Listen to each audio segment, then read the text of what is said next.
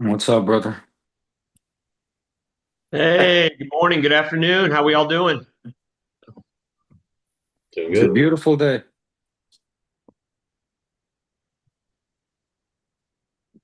How you doing, Jody? Good. Good morning. Doing? Doing It's a good. beautiful day. Beautiful day, beautiful day. Awesome, awesome. All right, Robert. Robert, good to see you, my man. Hey, Yes, hey. sir. All right, so hey, beautiful day. That's right. It's a great day to be alive.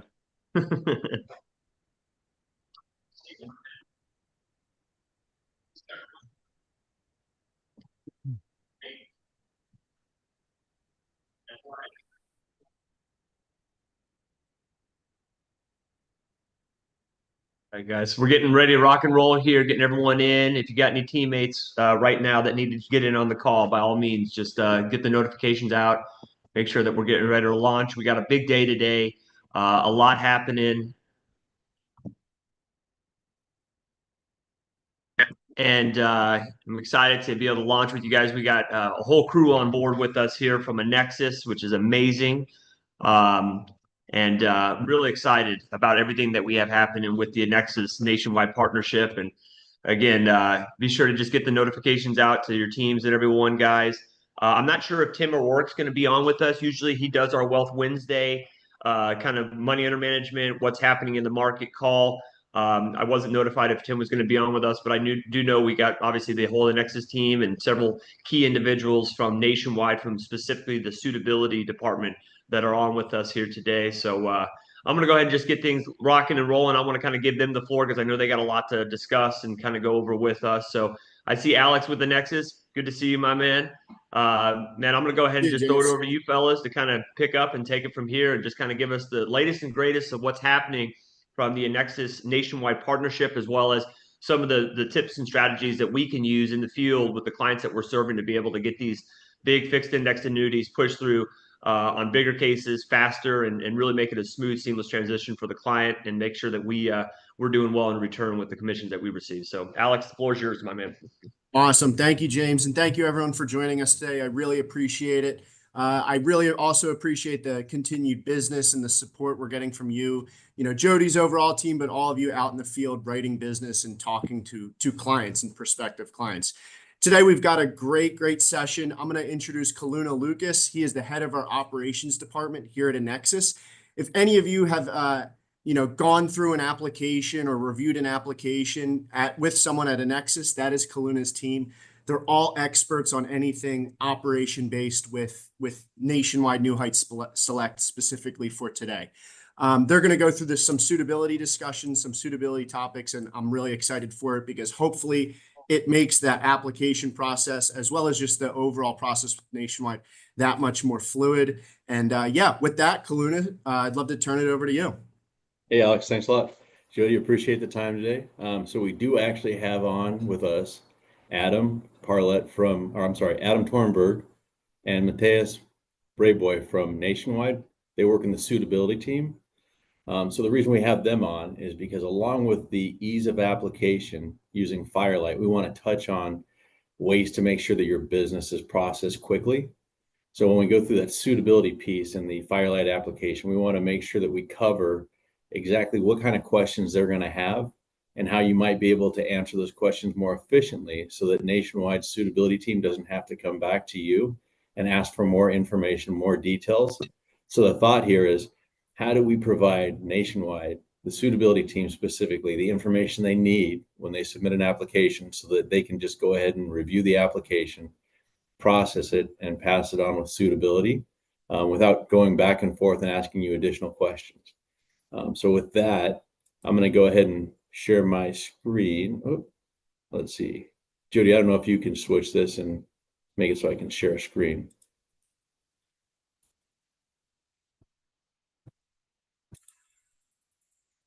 All right. You should be good, ready to go. All right, here we go.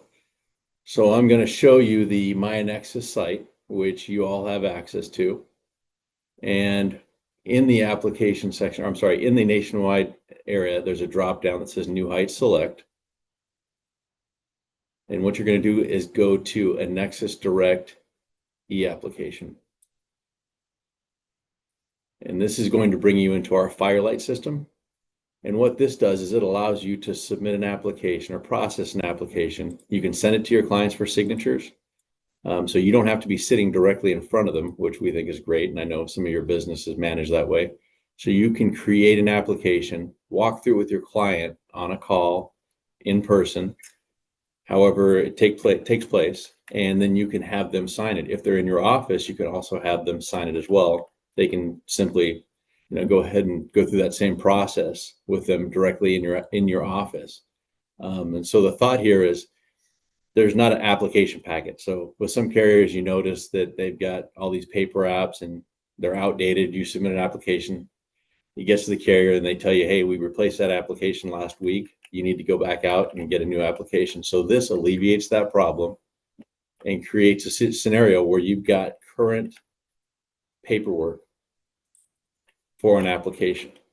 So this is the cover sheet, and I'm going to start an application so you can see what it looks like. I think many of you have already done something like this, but what I want to do is make sure that you understand this is the process at Annexus and the Firelight system that we have. So obviously you see we're starting an application. We start out at 59%. We go ahead and enter information. This is the attestation that you're going to complete an electronic application. You're going to go through, and at any point in time in the application, if you're not sure where you've missed some information, you can do this drop down here, and it will show you all of the sections that need to be completed. So we want to also make sure that you follow the application flow so you don't jump around in the application, because that is key. If you jump around in the application, you're going to have problems, because what this does is it waterfalls that information for each section to the next section. So if you try to skip ahead and try to complete a section in an application, it's going to cause some confusion, because then it's going to want to look back at what you put in originally, and it's going to overwrite that, and then it's going to cause you some confusion. So what I'm going to do here is skip ahead to another application that I've completed a little farther along. This is 77%.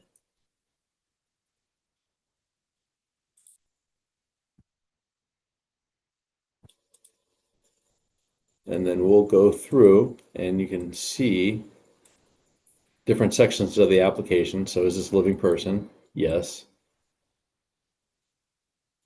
Relationship, and this is a beneficiary.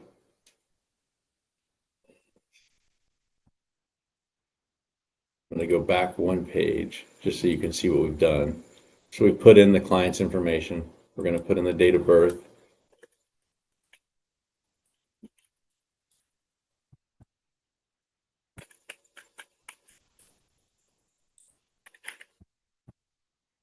And I apologize. I know this seems laborious because you're sitting here watching me type in stuff, but this is what you're going to go through. We understand it, and the good thing is after you get pretty adept at this, it becomes very easy, second nature. You can just sort of skip through and add in all the information that you need to pretty quickly, because you're looking at your client's information. You're just simply passing it on to this application. So the good news is also, while you're sitting there with your client, you can ask them these questions, and it's intuitive, so it's going to add in that information.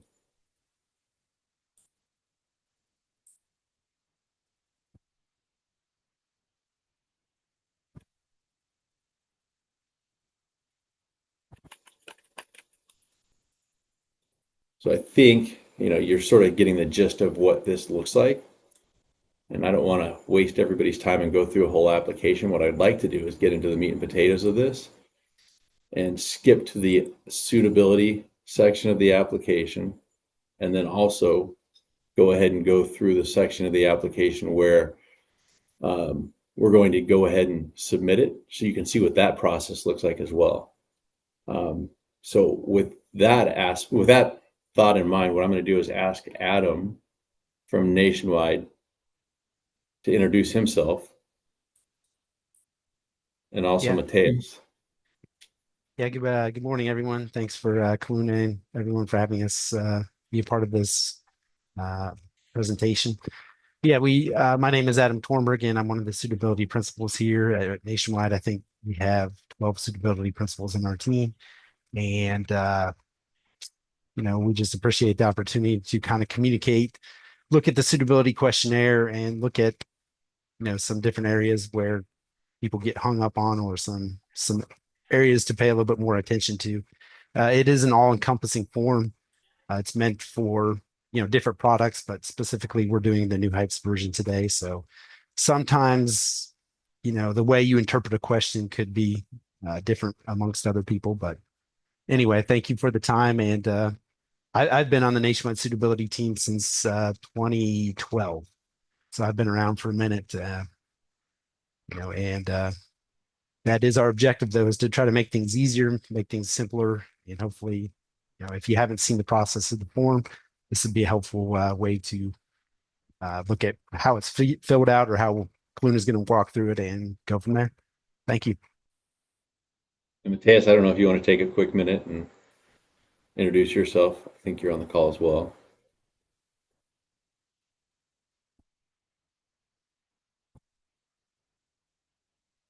Do you know if Mateus made the call or did he? I thought I saw him on just a little bit ago.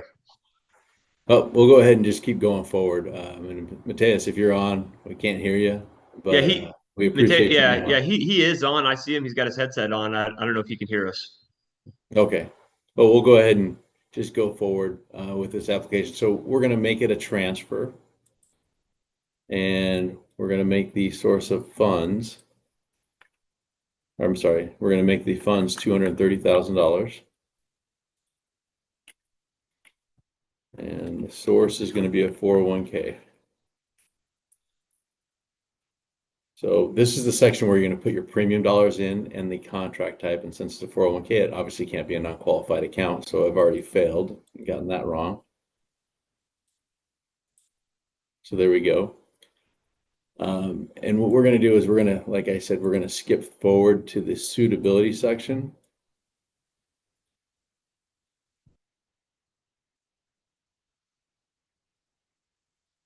And have Adam and team give us some feedback as to the suitability piece. So in suitability, they're doing the customer profile. Essentially, they're explaining who their customer is and how this customer, has where they obtain income from. Are they self-employed? Are they employed? Are they retired? Sort of what is it they do? It gives the background to Nationwide to understand what they do and who they are and what their income looks like. Annual household income. So this is all people. So everybody in the household that's generating income for that household. So if it's a husband and wife, you're going to include both of those incomes. If it's a husband, wife, and let's say you've got a parent that's living with them, you can include all of those. Adam, correct me if I miss anything there. Well, no, that's a good call out because we do see sometimes and run into situations where maybe agents have the perspective that they're meeting with the husband and not both, but the form is meant to capture all the assets of the household, although not necessarily like grown children, but definitely more of just the husband and wife. So, And Adam, if the grown children are part of that household, would it be fair to say that they can include that? So let's say that they're living with their parents. They're also providing a portion of they're paying a portion of the household expenses. And they're also owners of the house. So the house is owned by 3 people. Would we want them to include that detail as well in a letter?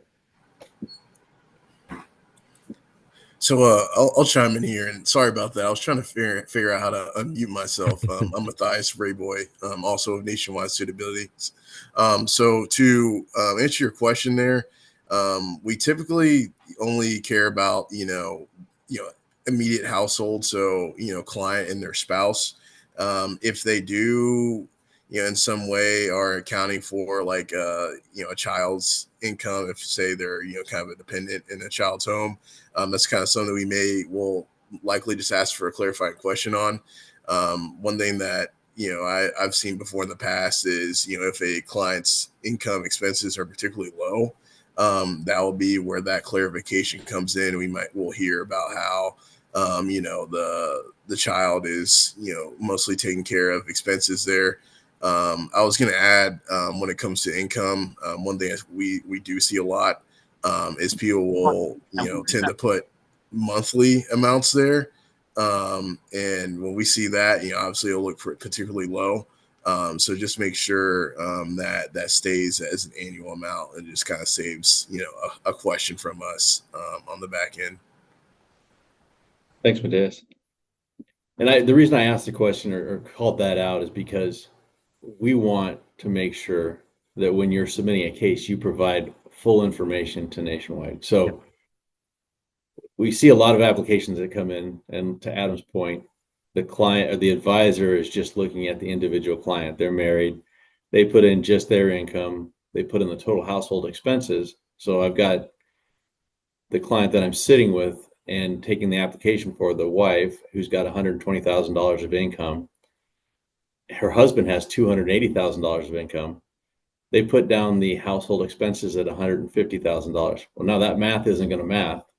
So now Nationwide's going to be scratching their head because you only put down that they have $120,000 of income for her, but you're not explaining that they also have that additional $280,000 for him.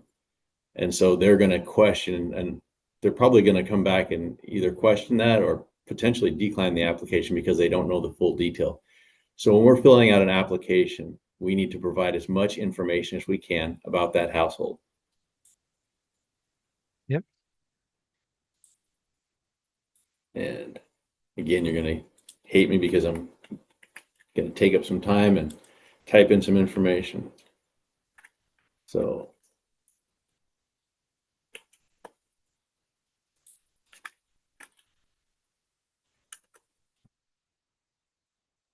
I just want to chime in here real quick and just kind of clarify for everyone that's on the call today. Guys, what we're doing here is we're doing kind of a mock run through on a Nationwide Annexus fixed indexed annuity application. And very unlike IULs, we have to really get into the weeds and the nitty gritty details here of the financials for the client. And what these fellows are basically walking us through is how to properly address and fill out each of the questions here on the Annexus Nationwide application for that fixed indexed annuity. But most importantly, to make sure that we're providing substantial financial information so that we can get these FIAs through suitability to annuity issue. And that is everything, because if you've submitted an annuity case before, you've probably dealt with hangups in suitability. So again, we want to make sure that we're able to circumvent any and all potential hangups or issues that could come about through suitability by being able to address and knock out these details right here. So if anyone has questions on any of the information of what to enter in here, this is a great opportunity to chime in and let these fellows know what your questions are so we can properly address. So one other point or call out is number of annuities owned in the household. So we've seen situations where it does make sense because a client has just taken out several annuities, but then there's got to be a broader explanation. So let's say I have 12 annuities. My client has 12 annuities. Well, now the Nationwide suitability principals are going to be scratching their head going, wait, why do they have so many annuities? And, let's say that they're worth, $290,000.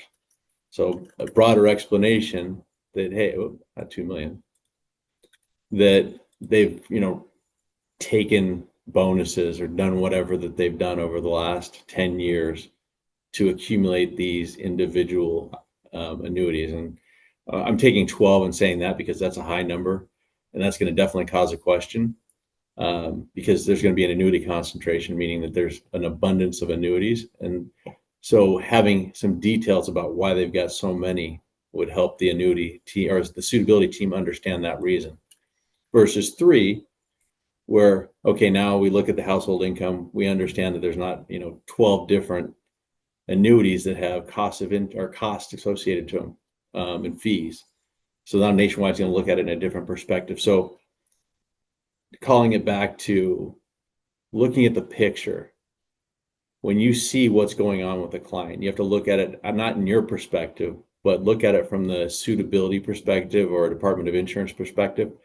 What kind of questions are they going to ask and why? So if you look at it like it's your parents that are sitting there with somebody and you have no idea that they're meeting with them.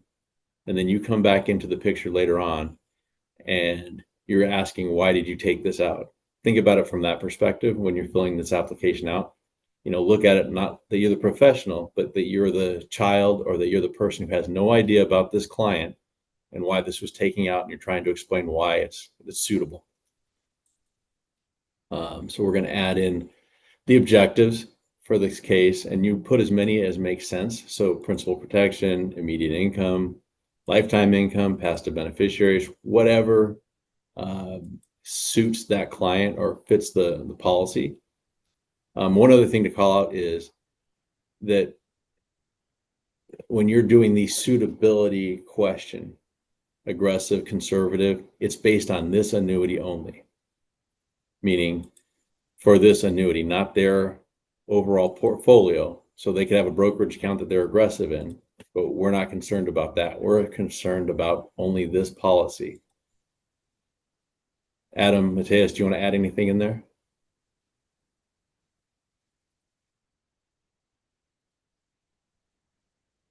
Is there a question that I can ask? Sorry. Yeah, Sure, go for it, ahead. Octavio. Okay.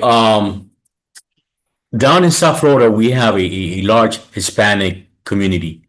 Now, when we're talking about some of these terms, even if we are translating from English to Spanish, is there a problem with the suitability because some things don't translate? Or is there like a Spanish version that we can present to a Spanish speaker who's not familiar with the jargon that we use in financial services? So we are within the suitability of the contract. Are you talking about the application? Are you asking? Yes. Okay, so for the application, we don't have a Spanish version. Okay. So it would be full interpretation on your end, explaining it to them what it means. And I understand that sometimes there's some verbiage that doesn't exactly align. Yeah, some things don't translate. Right. So just to give you some background, I was an advisor for several years, did a lot of large groups, 401ks, and payroll deduction, life insurance, a lot of other things. And we worked with the Spanish speaking area. Had a translator that came in with me.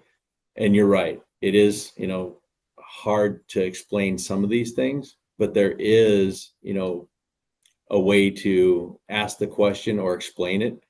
So you understand the question, and now you just put it into the proper terms to obtain the answer. If that makes sense to you. Great. So it's okay if we leave it up to the agent's interpretation when we are doing this suitability for our customers. Yes, I mean you're Yes. interpreting for them. Yeah. You're trying to Okay. explain it to them, and that's the fiduciary responsibility that you have as an advisor to explain what is in their interest, what's not in their best interest, explain how the policy works, and that's the reason that we go through product training, licensing, continuing education. So all of those things, because the expectation is that most of your clients, I mean, let's be honest, even people that speak nothing but English don't understand some of the application questions. I mean, interpretation is key. So being able to translate is actually almost better than somebody who's English speaking and they're just going through going, yeah, okay, it's a yes or a no question. All right, yes, no, yes, no. So I think, Okay. for your perspective, being able to explain it more is even more helpful because it's ensuring that your client understands the policy. Thank you. Thank you for making that clear. Mm-hmm. This is one question that we want to make sure we call out. So have the source of funds been held for less than 13 months? So oftentimes what we'll see is that an individual has left an employer, right? And they want to separate out their money. So they have moved it to a brokerage account. Now, when you submit a copy of that brokerage statement, it's going to show that the funds were just deposited, let's say 3 months ago. So now Nationwide is going to need to know, where did it come from? Because what they want to make sure is that there's not a situation where you as an advisor or the advisor that you're working with didn't simply surrender a policy at another carrier, put it into a brokerage account, and now you're putting it back into another annuity. Because looking back at that suitability, we want to make sure that it's not churning. You're not moving this business from somewhere else.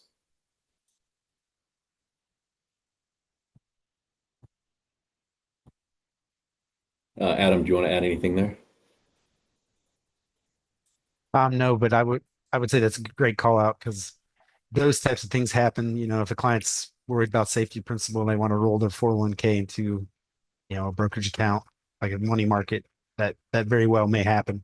But to your point, yeah, if we could get that clarification, I think that's very helpful. One other piece here. So the financial professional statement. This is a section where you can type in reasoned rationales, explanation for details. I will tell you, if you're going to type more than 2 sentences, I would just put it on a separate sheet of paper, meaning I would put it on a piece of paper and then upload that, because what happens is if you get past, I think it's 72 characters or something pretty minimal, it doesn't show up in the full file. So then what happens is the suitability team gets it and it doesn't say everything that you indicated.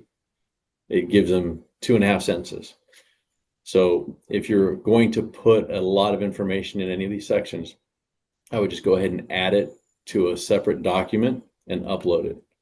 And I'll show you how to do that here in just a couple minutes. Adam, does that sort of make sense to you? I know we've had some issues with that before in the past.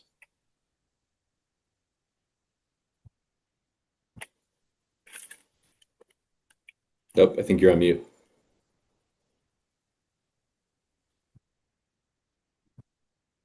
Yeah, no, that does. I think that's oftentimes what happens if you're going to put a lengthy description, we get a couple sentences and some of the details are left out. So we might reach back out and just say, hey, could you provide the additional context that's missing? So Yep. That's a great tip, just to avoid any future hangups and just time delays. Obviously, time is everything. Hey, real quick, we got a couple questions coming in. Gail, I'll start with you, and then Maria, I see you there. We'll get you next after Gail. Go ahead, Gail. Okay. I know we're going over suitability right in this moment, but if you could scroll up, I think it was at the top of this page or the previous page, it asked about the living writer. Living benefits writer? Yeah, the living benefit writer, that question. Yes. Let's see. Can you give me some information on that? Isn't the living benefit writer, isn't it something we want to add?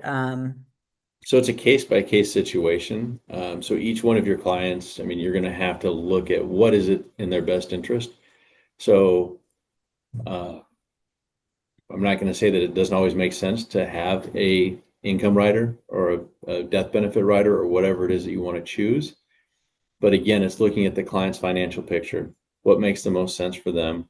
That's really something where you want to jump into a call with Alex, Rob, somebody on our team, to ask more questions, because each client scenario is a little bit different. So it may make sense that a rider isn't needed, right? So it's just a straight accumulation. They don't really want to draw income. They want to just take money out later on after they've accumulated. So they do a 9-year product and they're looking at in the next 11 years. So let's say 40 years old, right? 43 years old. Not going to retire until I'm, at the current rate, you're going to be 100, but we'll call it 67, right? Mm-hmm. So there's a thought that maybe I don't want to take out an income rider right now, because I still want to accumulate and move forward. And I'll let Alex jump in here. Because isn't that for the guaranteed of the 30% bonus and the 9.5% on the income, correct? Right. Yes. And that is a huge kick right now. Yeah. That is the living benefit rider they're referring to is the income rider, which is the 30 in 9.5. So you have the living benefit rider, which is that guaranteed income rider, and then you have an enhanced death benefit rider on the application also as a choice. Most of Jody James's team uses that income rider because that's what fits the client's needs. But you also, if you have a client looking for an enhanced death benefit rider, there is an option for that. So just to clear it up, living benefit rider on this application, the selection is the income rider. Okay, thank you. Awesome. Hey, Maria, I see your hand up. You want to ask your question? Yes. Good afternoon to all of you guys. I have a situation with a couple. Then I spoke to you, Alex, and then they have two different IRAs. Then they want to transfer to the annuity, and they have in the business account $170,000. And I don't know, maybe you don't remember that case, but it happened to be then they was very concerned how to transfer the money from the business account to the personal account in order to create the annuity. And they went ahead and asked their CPA. And in that moment, the IRAs, both of them start to losing capital at this moment. So everything got stopped. They frozen and they say, Maria, we're gonna hold on. And I couldn't take them out of that moving on because it was the best business opportunity that they have to save their money. So what is the biggest recommendation? Do you guys have any webinar, something that I can go and maybe if I review several times, I will find a way to truly deliver this information to my clients like you do, Alex, because you told me that you cannot talk to the clients, you can talk to me. But I feel terrible. They are a personal friend of mine, and I know that if they don't do nothing about it, the money gonna continue devaluing. So I definitely want to take this opportunity to you guys and let us know. And if I have to translate it in Spanish, I will do it, or have you as well. But like he would say, we are in a war to help people to understand, and we are working for them. So I definitely want your help on this. Alex, I'll let you jump in there. Yeah, I think a few things, Maria. First off is if you're looking for selling points or key points about the solution, we can always have that discussion again. I'm happy to discuss like the high points, what they're looking for or what can really, how they can benefit from a solution like Nationwide New Heights Select. In terms of correctly filling out the application, some of the, that sort of stuff, Kaluna and his team can help with that. And then just another thing another option we have is the advanced consulting team at Nationwide, and they can help with, does it make sense for the client for that business account? Is it possible for them to use that business account to fund a policy, that sort of stuff. So we have a few routes we can go. We can use all three when at that time, when you're ready for that time. But in terms of selling points and highlights of the solution and how to, position it for the client, we can still help with that. It's just going to depend exactly what you want to do. If that makes sense. And did you say they took the money out of a qualified account? And I'm just, so this is outside the box, and I'm not. Okay. I'm not. They have I'm not. they have two sources. They have two IRAs that they was trying to convert it to annuity, and then they have in the business account $170,000. Then I say, what you are thinking? They're a personal friend of mine. Then I just tell them, no, it is a time for you to have your emergency fund in the bank and your regular account, but you're losing money leaving that money there. So the key question that they went ahead and talked to their CPA, it was like how to transfer the money from the business account to the personal account and try to see if they don't have to pay any excess of taxes at that moment. And I really didn't know what the CPA say, but everything is, and then they start losing the money with the IRS. So everything got frozen. And I know that I don't insist for them to take a look of this again, they're gonna be very sorry about it. So that's probably something you could jump on a call with Alex, and then we can Yeah. get you connected with the right group. I'm saying group, for lack of a better way to explain it. The right person, right? So that you can ask any questions that you need to, and then potentially get the additional information that you need to be able to present to the client correctly. Yeah, I think this would, Maria, I think we could benefit from a more specific discussion and see exactly what's going on. I think that would be better to do that, and we'll just go from there. But we're happy to help.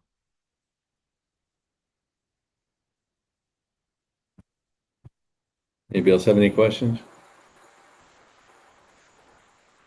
One more thing, could you share your contact information so Maria and somebody else who might have any question at some point can reach out to you guys directly, or? Yeah, so you should have Alex's contact information already, I believe. Alex, if Yeah. I'm Okay. wrong, correct me. Octavio, you can keep reaching out to me. Okay. I'll throw my email in the chat. If it is something Kaluna and his team can help out with, I'll get you in touch with them. And they're very quick, very easy to get in contact with, very quick to respond. So I'll get you in contact with them if it's something that they can help with, like the application. All right. Thank you so much. Appreciate it. Yeah. Octavia, just so you know, that my team is very good at helping you understand, why a question's asked. What we'd ask is that you go through the application, and do as much as you can, really get it to all the client information is input. So it's not that we're walking through we're not sitting on a call with you wasting your time while you type in an application. We want to make sure that we're giving you value, and so that we are, really helping you instead of, just sort of sitting there with you while you're processing the application. So ideally, the thought is, you've got your client's information, you've got everything understood, the direction you're going with sales, and then there's just an application question that you've got that you need completed. So this is where we're doing the 1035 Yellow Pages lookup. So if we were going after a company, we're going to transfer money. So let's say that this 401k is being held at Athene. It's going to give me all of the information for the different Athene offices. One thing I would suggest is that for each and every client that you meet with, you ask them for a copy of their most recent statement. The reason I'm saying that is because, one, if it is a replacement, we're going to need a copy of the application. Two, it's going to give you the specific office or location that you need to contact in order to make sure that the transfer goes correctly. Because oftentimes what happens is you find that a book of business has been moved. So another company owned it, it was sold, it went to another company, and now you've got the wrong information because it says Athene, but it's not really Athene. So just like Nationwide is, they hold a bunch of 401k accounts, but it's not really their account. So there's a third party or another company that holds that. So each and every time I would say, please ask for the statement, get a copy of it. That will give you everything that you need in order to ensure that you've got the correct information and you pass that correct information on to Nationwide. We're not chasing around a ghost. Great tip. Hey, Caesar, I see your hand up, man. Go ahead with your question. Yes, good afternoon, guys. Thank you for all this information. Great job. I have a quick question. On the transfer of the funds from the previous company, what is the fastest way for us to guarantee that we have access to that money right away? So it depends on where it's coming from. If it's coming from a brokerage account, I would say just make sure that you have the client liquidate the funds after you know that it's suitability approved.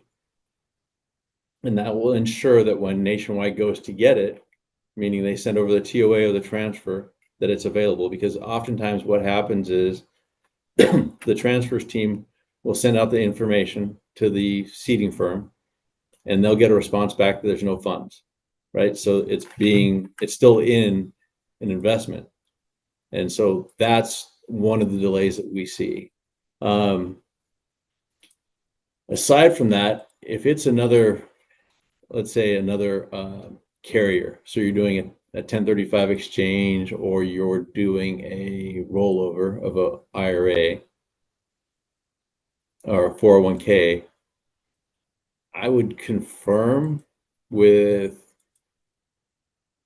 that firm that the funds are there, that they're going to release them. And then once Nationwide sends out the transfer paperwork, it's usually pretty quick.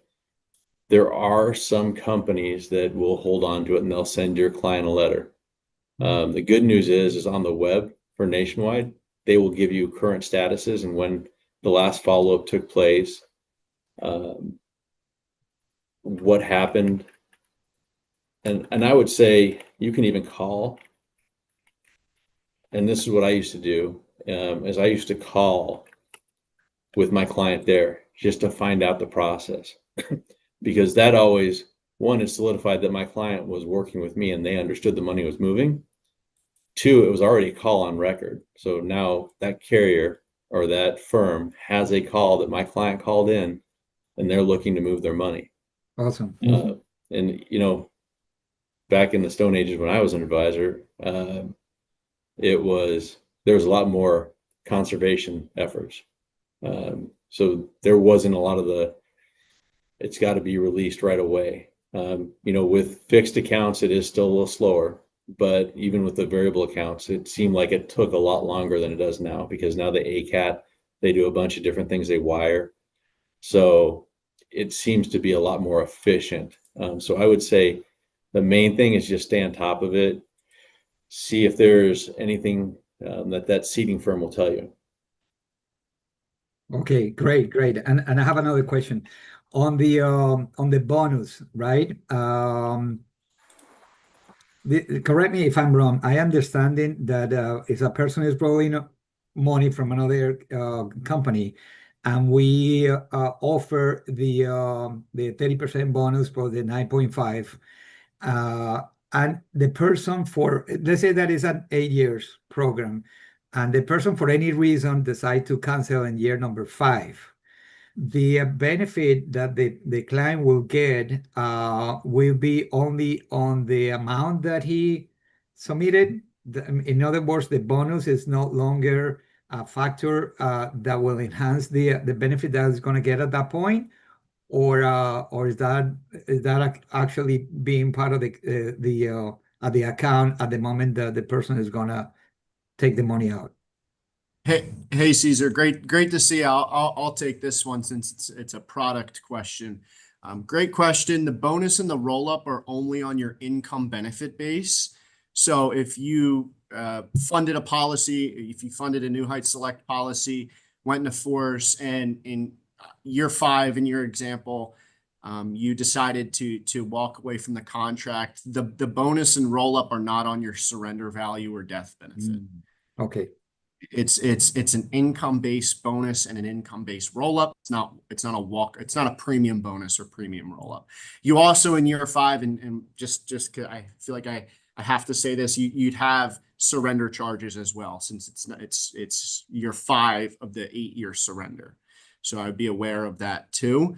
If your client is not, and for anyone out there, if they're not, if they don't know they're going to need an income, or the income is not the goal, the 30 and the 9.5% is not, it's irrelevant to them. It wouldn't be the solution for them. So just always be aware of that. The 30, 9.5, the guarantees in this policy or in this solution are on your income benefit base, not your walkaway values. So great question, Caesar. Okay, and just a quick adding to that. they don't have to start the income after the surrender period expires, right? So in other words, if they decide to keep it for an extra 3 years, it's okay. They can start it whenever. Absolutely. Yeah. They're not bound to when they thought they were going to originally take income. They can take it sooner, they can take it later. Sure. The minimum deferral period is 1 year. So day 366 is the earliest you can turn on income Yeah. in this solution. However, and again, just because I feel like I always have to say this, the 59.5 IRS penalty for the early withdrawal rule applies even for starting income. For qualified and non-qualified funds. So just as a heads up, again, for anyone out there, that does apply if you do take early withdrawals or start income before that age. Gotcha. Thank you, Alex. Yeah, great questions. One more question, Alex, now that we are talking about that. In the convention, I got told that the 9.5 is applied to the amount of the money that the client put, plus the 30% bonus daily instead the annually. I'm sorry, you're saying and the 9.5 is annual? No, I asking you if the 9.5 interest is applied daily or annually. Okay, so great question, Maria. The 9.5% is an annual roll-up, but a little piece of the 9.5 is credited every single day. So it adds up to 9.5% every year, but you're getting a little piece of that 9.5% every single day credited to that income benefit base. It's a daily accrual.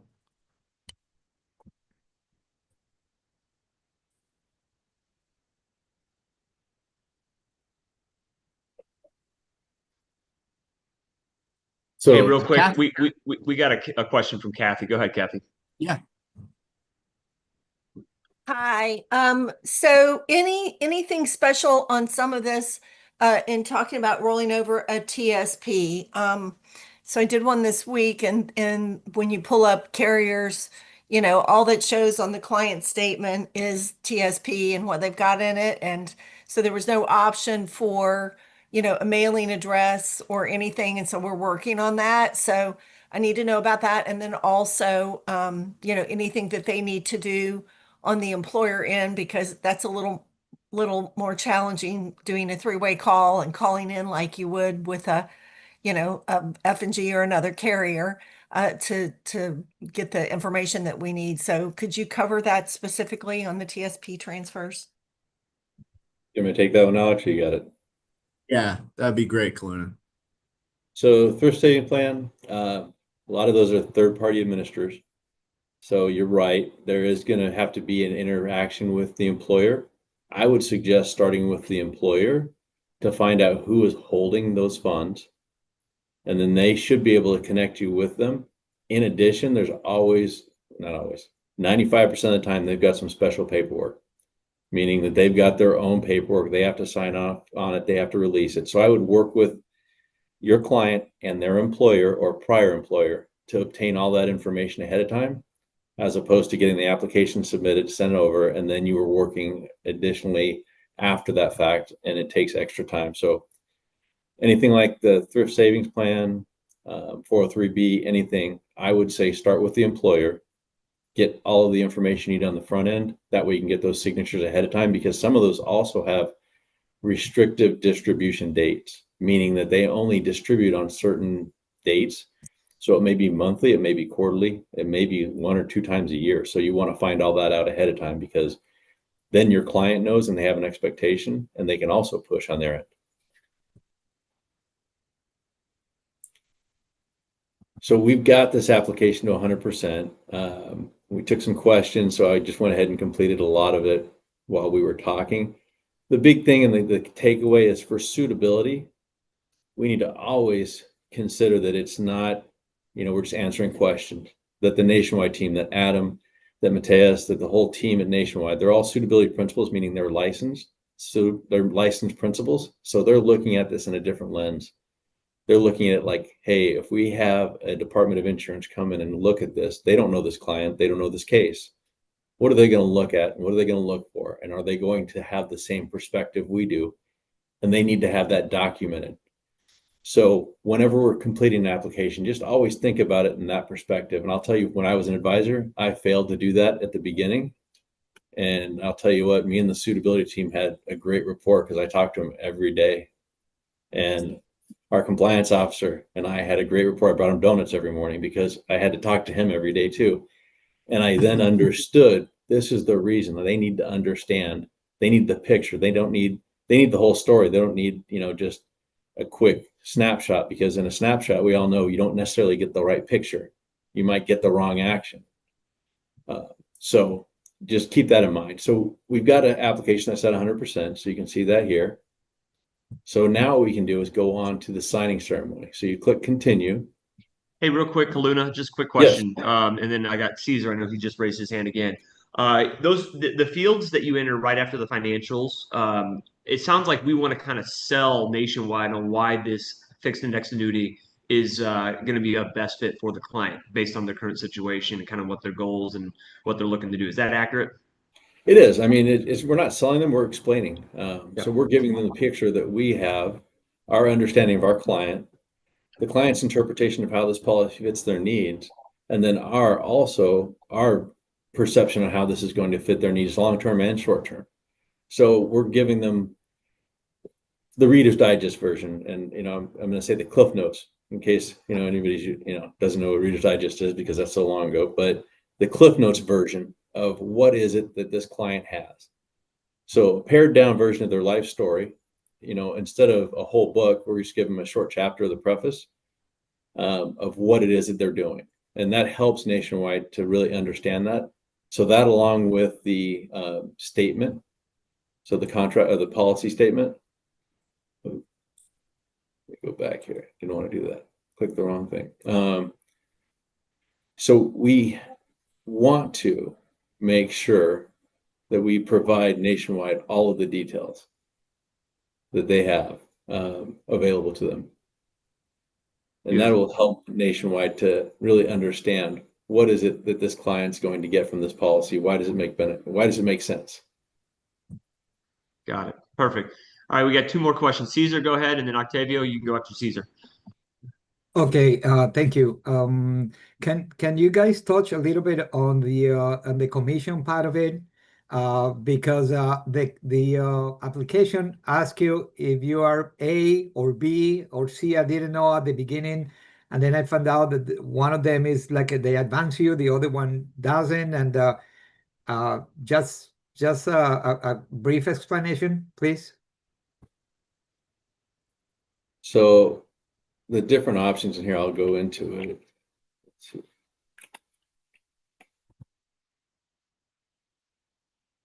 I'm gonna do it here since I went back into the application because I sort of goofed it up and pushed the wrong button.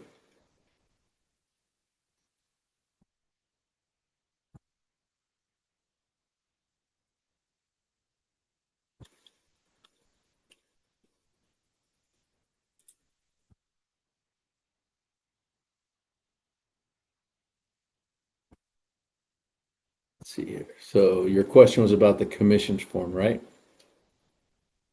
So this form. Is that the form you're talking about? So all up front means there's no trails. It means you're going to get the full comp up front. A lower upfront and higher trail means that you're going to get a lower upfront. So I'm just going to pull some numbers out of the air. So let's say that the upfront commission was 5, right?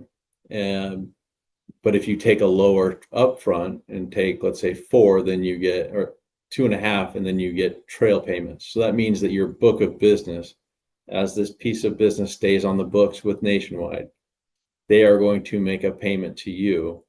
And each one of these is a little bit different because some of them are after the first year. And we can get you more details on this and a broader explanation, but I'm just going to give you a high level. So you take a lower upfront commission with trails. So the thought is if your book of business is going to be maintained, you're going to stay producing, you don't need all of the commissions up front, and you want to create some income, a book of business, then you would choose a trail payment. And that's probably a better, individual call, so we can discuss with you what it is that you're looking to do. Alex can explain each one of those options to you, and then you can pick and choose based on the application.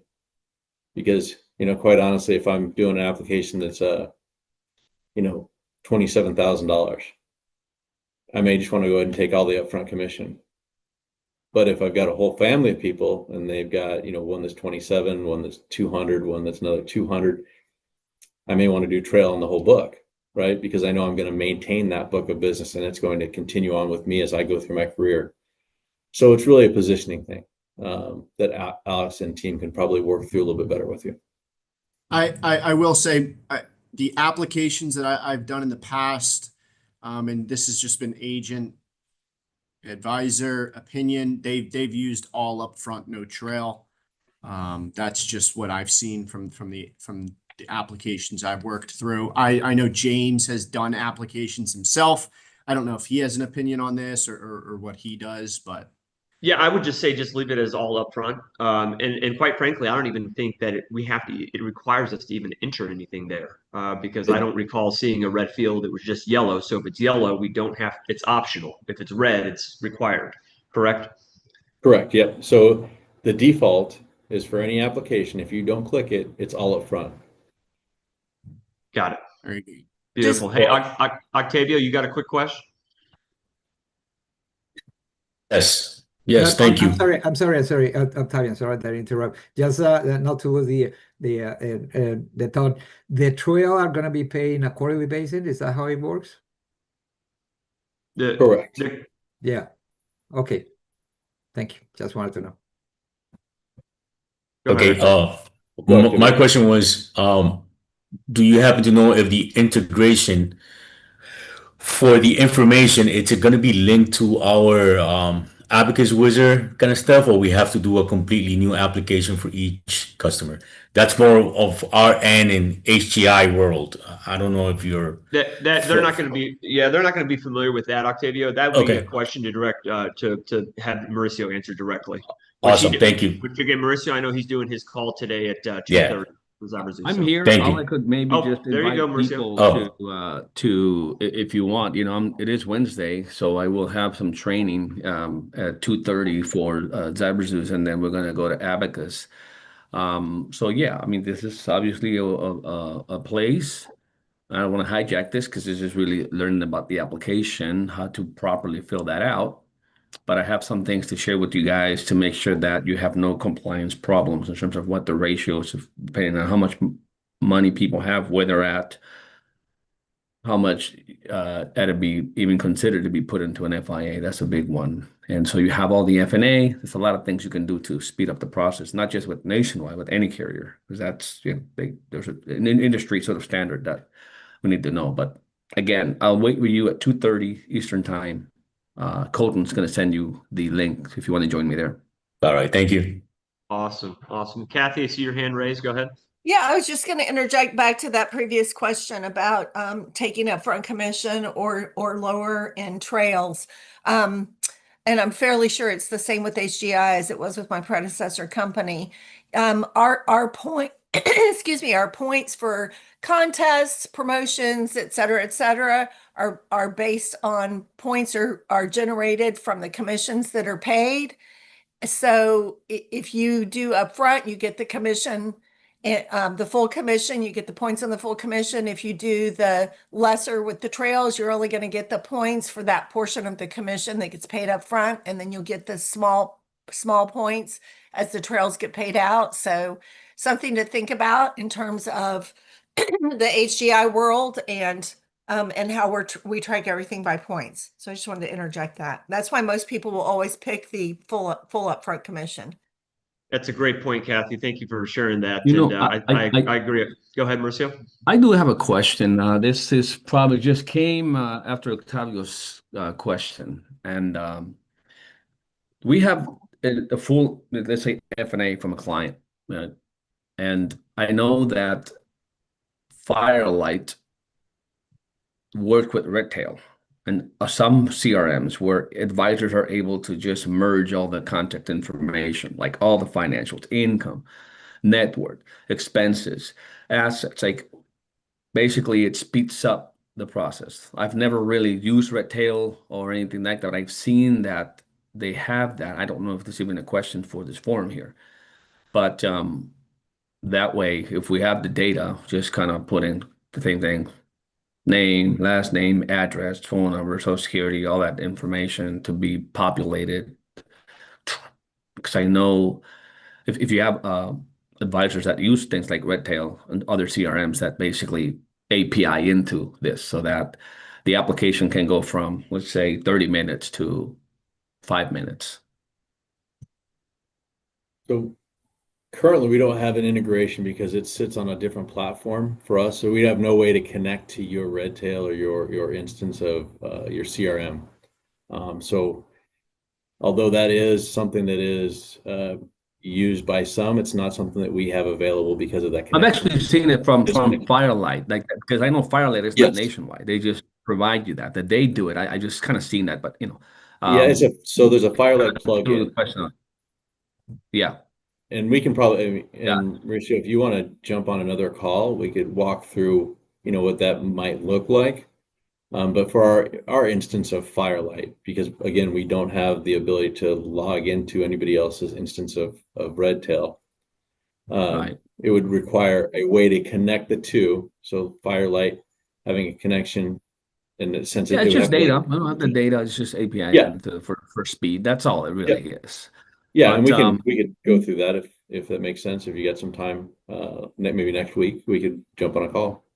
Yeah, absolutely. Thank you. Okay, no problem. So we're in the signing ceremony now, and if we can do one of two things, we can sign it now.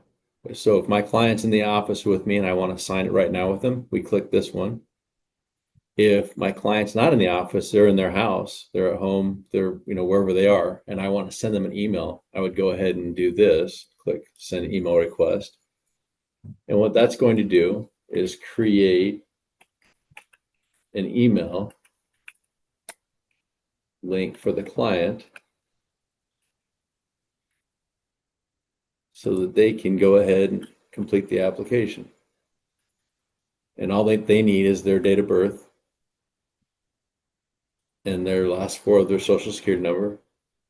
And then we send the email request. You can change this piece here. And actually you can change any of it. So you can It's update this. tokenized. I don't, I think it's see it's automatic, tokenized. right? So it's going to take the first name and just send it. Correct. But you can go ahead, and I was just trying to put in some information here so that you could see what it, where you could change some things.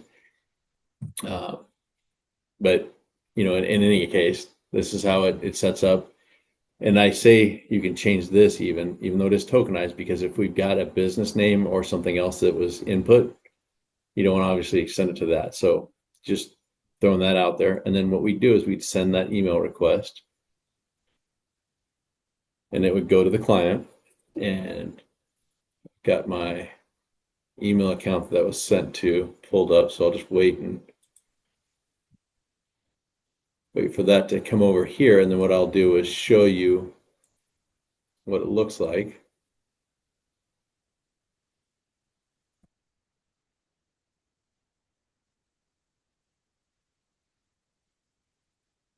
And this is the one thing that, sometimes it takes a little bit of time because of servers, and it goes through Firelight and has to exit their server and then go through whatever email platform it is that you use. So, and I'd send it to a Yahoo account. So we'll see how long that takes. It shouldn't take that long. I've done it before. And the other piece here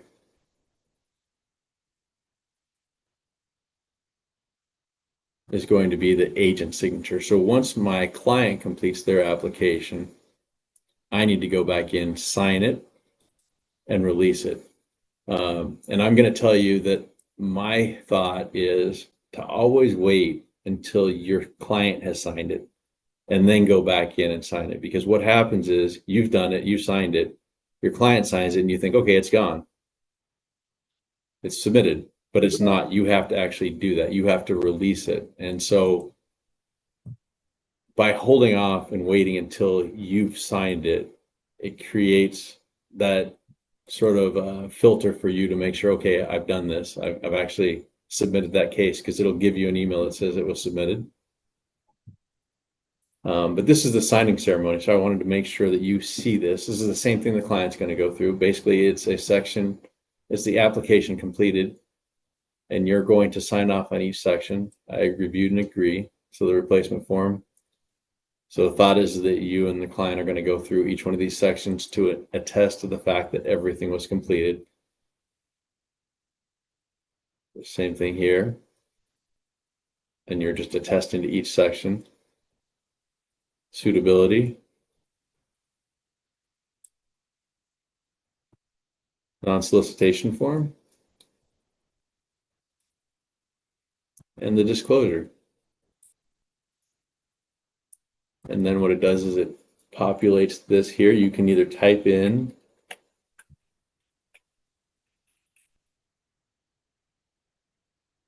your name, which is what we see a lot of, or you can clear it and do the whole sign it and make it look like you're at the grocery store when they give you that stupid signature pad.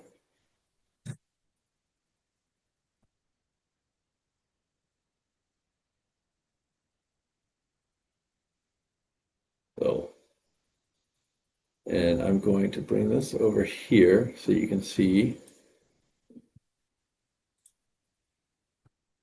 And Kaluna, while you're doing that, I think you kind of brought it up there, but I just wanted to kind of reiterate that once you send it out to signatures, that it doesn't mean it's fully submitted. You still have a few more steps, because I've had this situation where I've had agents reach out to me and they're like, I can't see my pending application on the Nationwide portal.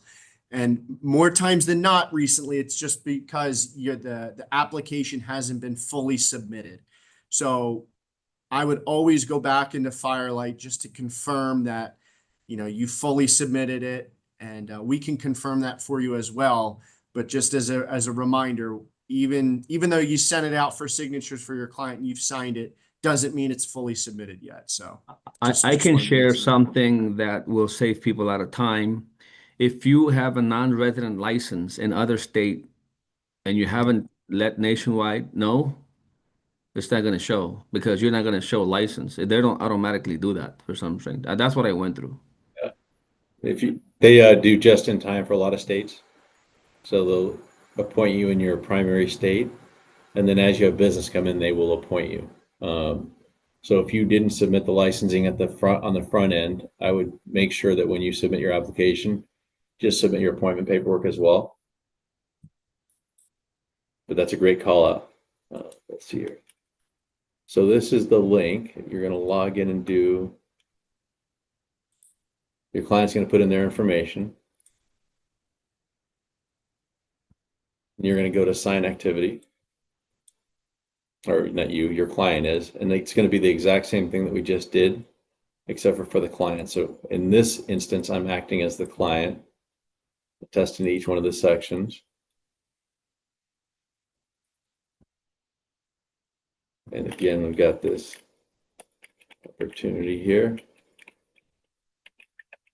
Type in the information.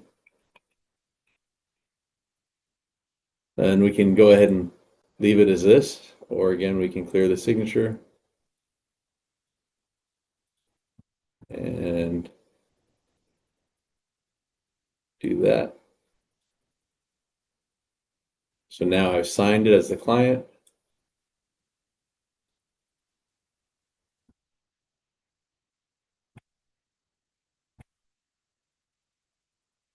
Go back into my applications. And one other thing here as well, in your application, it's going to show you all of your activities.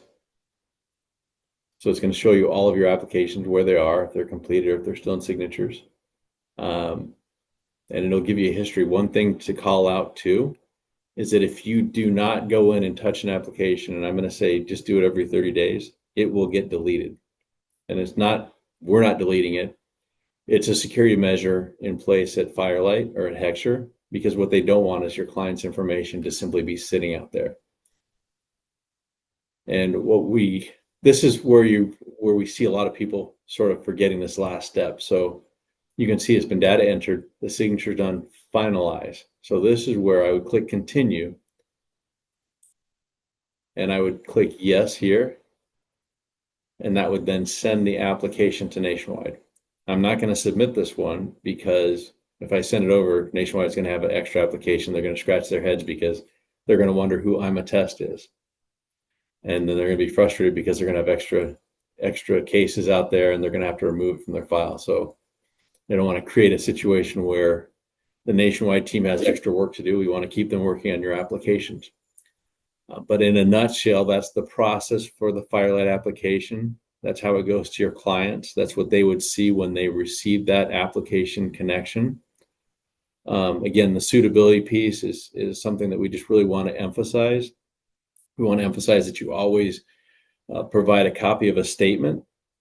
If you're going to put a lot of information into a client or an agent statement, that you do that and upload it, and that you let us know if you have any questions. So I don't know if there's any other questions, but if not, Jody, anything that you want to circle back on real quick? Well, I'm actually James, by the way. I'm not Jody. So yeah, I wish I had his pay grade. That'd be a nice little stack of cash. Yeah. But no, no, appreciate seriously a great run through on the application today and just knocking out and being specific to some of those questions that are going to come up, especially on the financials and whatnot, and how to properly address all the way through to the very end to submission. And great point too, by the way, on what you mentioned about how we have to sign and submit after the client has already signed and submit digitally on their end. So very important. I made that mistake once. I'll throw myself under the bus on that one. So I'm glad that you mentioned that. And again, guys, I know we're going a little over today, but I did want to just kind of give Alex the floor for just a few minutes for those that want to stick on with us. We do have the 1:30 real estate BOP happening here, 1:30 Eastern today, so in approximately 16 minutes. So be sure to get the notifications out to your team and to the guests that you have in the real estate market. Mortgage, CPA professionals, industry professionals, whatnot. We'll be knocking that out here in 15 minutes. But Alex, real quick, I just want to give you the floor, man. Just for everyone that's hanging tough and seeing this out through the extra mile, how can we, from your position, from what you're doing there with Annexus, how can all of us on the call right now go out and find these opportunities for these annuities? What are some of the best ways, the best avenues to take, and maybe one-liners or conversations to have to be able to drum up interest, to be able to get massive rollovers into these FIAs with Nationwide and even North America for that matter? Yeah, and I'll speak specifically, just to Nationwide right now. But I've first off, thank you, James. We have a list of questions that we think are great initial prospecting questions, right? I know James has worked with us for a while now, almost probably over a year at this point. But if you're a newer agent on here, if you just haven't really interacted with us much, some of these questions I think are great to ask some prospective clients, and it really gets them thinking about fixed indexed annuities and where they can really fit into their overall retirement portfolio. Because at the end of the day, with Annexus, we'll be the first ones to tell you this really, a fixed indexed annuity shouldn't be all, and you've seen it here in terms of suitability. It's not going to be their entire portfolio. It's really meant to be a portion of it. Right. And when you're positioning with clients, I think these are great questions to ask. So if you have a pen and paper, you're on your laptop, I think you write these down. It gets you to really think about fixed indexed annuities. But the first one is, how much of your retirement portfolio can you not afford to lose? Right. What is that number? How much of it can you not afford to lose? We all know with fixed indexed annuities, you have principal protection, right? You're not going to lose this money. And even in the worst case scenario. Worst case scenario is you walk away with your premium, barring you haven't taken any withdrawals or started a lifetime income. So how much of your retirement portfolio can you not afford to lose? Goes along with, where is your serious money, right? They look at you like, serious money? What does that mean, right? Well, it's the money you can't afford to lose in retirement, right? Well, how can I do that? What do you mean I can't the money I can't afford to lose. Well, let me tell you about this fixed indexed annuity. We can even add on a guaranteed income stream, right? That sort of stuff. How many 401ks do you have? Right. And by the way, that's a little bit of an awkward question. You know, you're not going to just start with that. You're going to put it in your own words too. But there's a statistic online from a job career search website that on average, the average American has 12 jobs in their career. 12 jobs on average, right? And if you've been in the corporate world or any world to be fair, you've probably had a 401k. Well, that means people are out there, average Americans with almost maybe 10 to 12 old 401ks that are just sitting there, right? They're just sitting there, not doing anything for that client, right? Why this has been my favorite question recently is, where is your lazy money, right? What is your, what accounts is your lazy money in? And they're like, what does that mean, right? You know, cash, anything like that, that's not working for you and for your client, right? Great icebreaker there. A concept on our guaranteed income calculator, which I'm gonna pull up right here, is Mr. and Mrs. Client. What if I could cover your mug? Mug, what does mug mean? Well, it's mortgage, utilities, and groceries. 3 of the most important things your clients need covered in their retirement. If you don't like mug, if it's too upfront, you can go with rug or hug. Rent, utilities, and groceries, or housing, utilities, and groceries. If that hug, mug, or rug is $25,000 per year, again, I don't know because it's going to vary. They're 55 years old and they want to retire at 67. Well, Mr. Client, well, Miss Client, if you fund a New Heights Select policy with me today for $137,000, I'm going to be able to guarantee you that $25,000. I'm going to cover all 3 of those needs in your retirement. Is that something you'd be interested in doing? Right? Not only does it put an idea in their head, but it gets them thinking about maybe some other accounts, right? I know James is an experienced agent, Mauricio, Caesar, some other people on this call, Gail, right? I'm sure you've all come across those clients that told you a certain number that they had, but then when you show them something, they magically remember they have another 401k, or they magically remember they have another $25,000 in a different account, right? Well, if $137,000 guarantees me 25, what does $150,000 guarantee me? Right? Now you're opening the doors, you're getting the wheels rolling in their head that this is a real possibility for them, and you're making it personal, right? You're now putting the thought in for what needs to be covered in their retirement age. One thing I love, and this is what I'll leave it at, is we've been using this saying on our team: retirement should be a reward, not a risk. Clients, an average client spent probably close to 40 years in their career, in their jobs, working towards that retirement. Let's give them some rewards, right? Let's talk about the guarantees and what we can guarantee them in that retirement. Travel, right? Covering their mug, the mortgage, utilities, and groceries.